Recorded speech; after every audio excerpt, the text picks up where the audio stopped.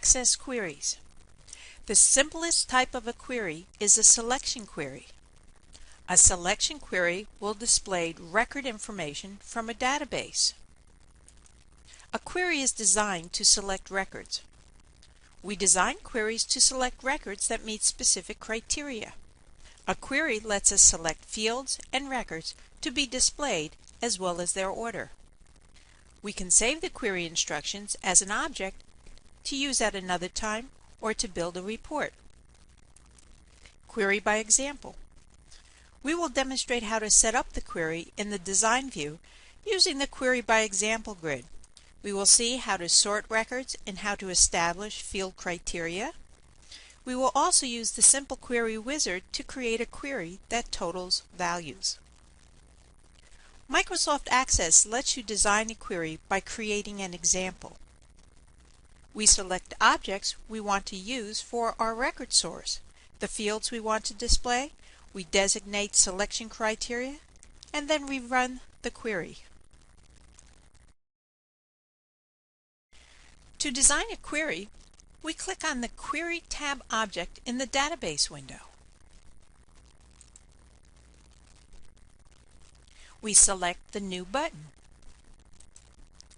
We will begin using the design view to set up our query and select our sample table to use in the query.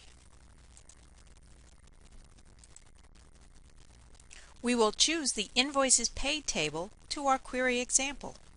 By double-clicking on a table name or by selecting a table name and clicking the Add button, our table appears in the query window.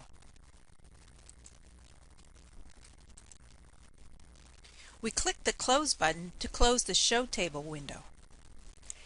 Displayed is the Query Design view showing the selected sample table and the Query by Example grid. The window is titled Select Query because we use the query to select records. If you accidentally choose the wrong table and need to correct this, delete the table object by simply selecting it and pressing the keyboard Delete key.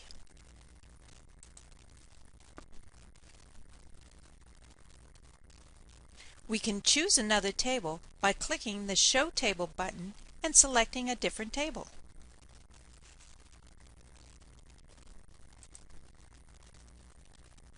We'll once again select the Invoices Paid table.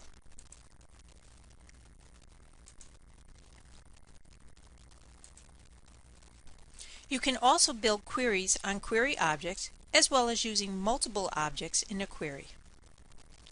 We will create an invoice by vendor list to demonstrate how to set up our query by example, and then we will run this query.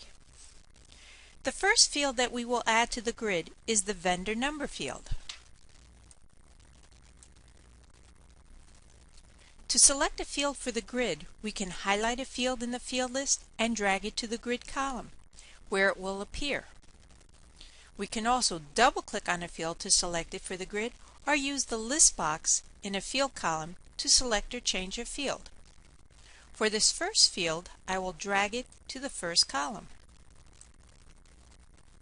We will double-click on the invoice number field to add it to the second column. Next, we will use the list box in the third column to choose the invoice date field.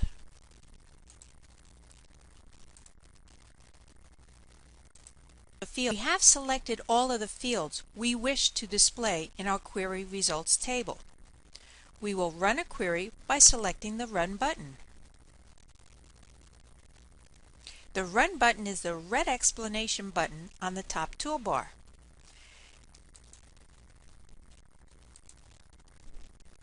Displayed is the Query Datasheet view. Here are the 3 selected fields for all of the records from our chosen table. These records appear in the same order in which they appeared in the corresponding table. To change the order of the records, we will sort the records. To return to the Query Design screen, we will click the first button on the Query toolbar, the View button.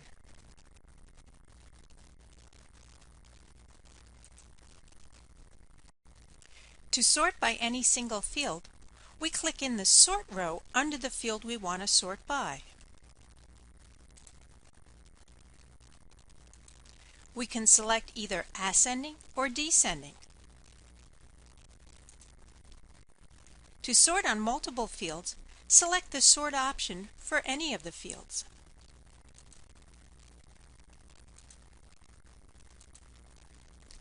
Access will sort records by multiple fields in a left to right order.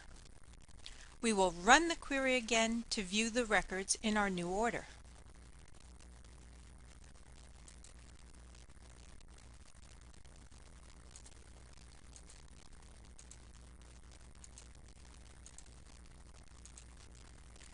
Notice that the record order has changed.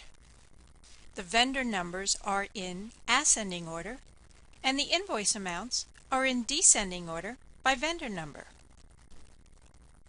We will return to the design view by clicking the first button on the query toolbar.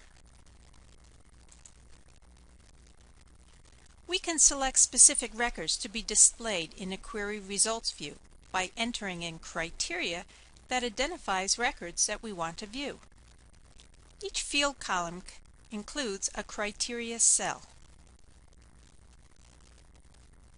Criteria tells Access what records to look for.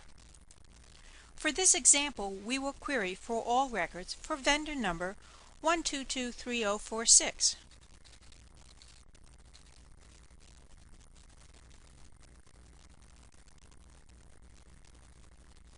We will run our query to view the subset of records.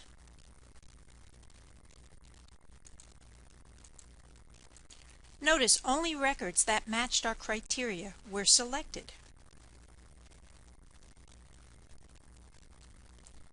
Returning to the query design view, we can change our query criteria and rerun the query or even add additional query criteria for this same subset of records.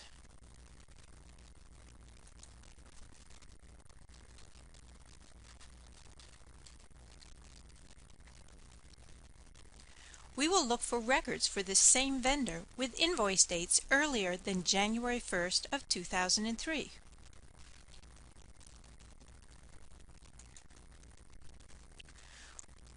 We may want to save our query to run it at another time. We can save a query using either the File Save As, the File Save, or the Save button options.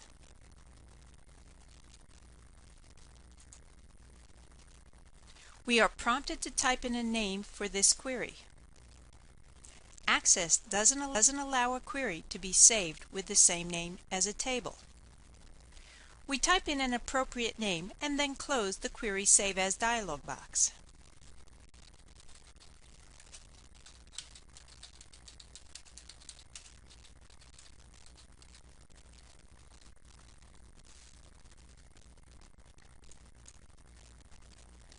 The saved query holds the design of the query.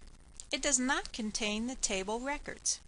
Each time we run this query, Access will select the table and rerun the query based on the design we saved. We will close the Query Datasheet view.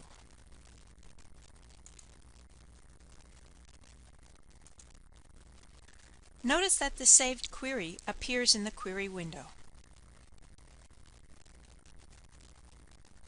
To run an existing query, simply double-click on the query in the Query Objects window.